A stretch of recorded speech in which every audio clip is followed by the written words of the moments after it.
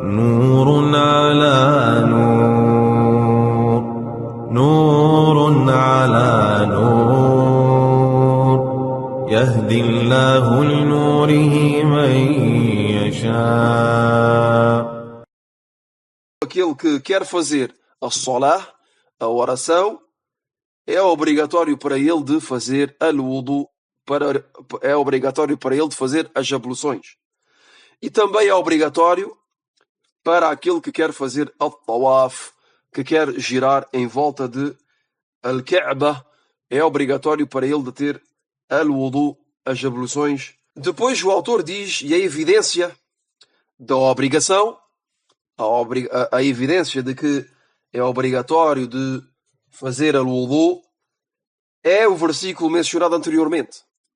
Então o versículo que mencionámos no início da aula é uma evidência para a obrigação, sobre o facto que é obrigatório de fazer al-wudu, pois Allah subhanahu wa ta'ala nos diz, consoante o sentido do versículo, quando vos levantarem para a oração, lavem as vossas faces até ao fim do versículo.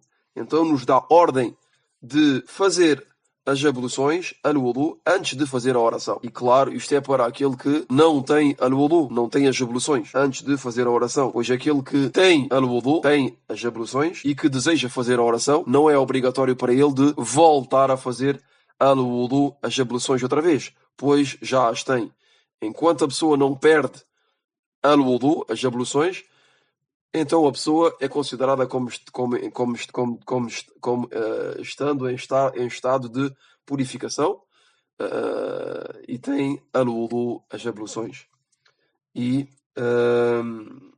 o autor diz que a segunda evidência da obrigação de al-wudu é um hadith, uma narração que foi narrada por Abu Huraira radiyallahu anhu e que foi relatado por al-Shaykhan, isto é um hadith muttafaqun alayhi, relatado por al-Bukhari e por Muslim, no qual Abu Huraira disse que o profeta sallallahu alayhi wa ala alihi wa sallam disse: a oração daquele que se encontra em estado de impureza não será aceite até que ele faça al-wudu, até que ele faça as abluções. A oração daquele que se encontra em estado de impureza não será aceite até que ele faça as abluções. Então, é claro, tiramos deste hadith, desta narração, o benefício que aquele que se encontra em estado de impureza, quer dizer que não tem al-wudu, perdeu al-wudu, então a oração de tal pessoa não será aceita. Quer dizer que aquele que venha a fazer uma oração sem al-wudu, sem ter feito as abluções, então a sua oração não será aceita.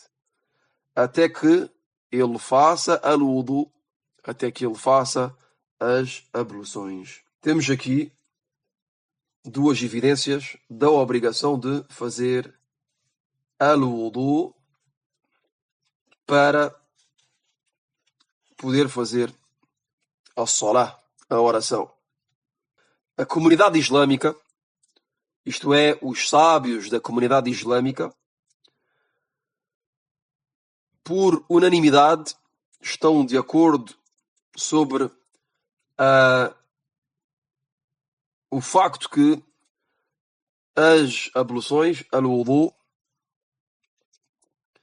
fazem parte do Islão e que esta purificação ritual é uma legislação de Allah subhanahu wa ta'ala e consideram que as abluções, al-wudu, é um assunto, é uma questão conhecida de todos obrigatoriamente.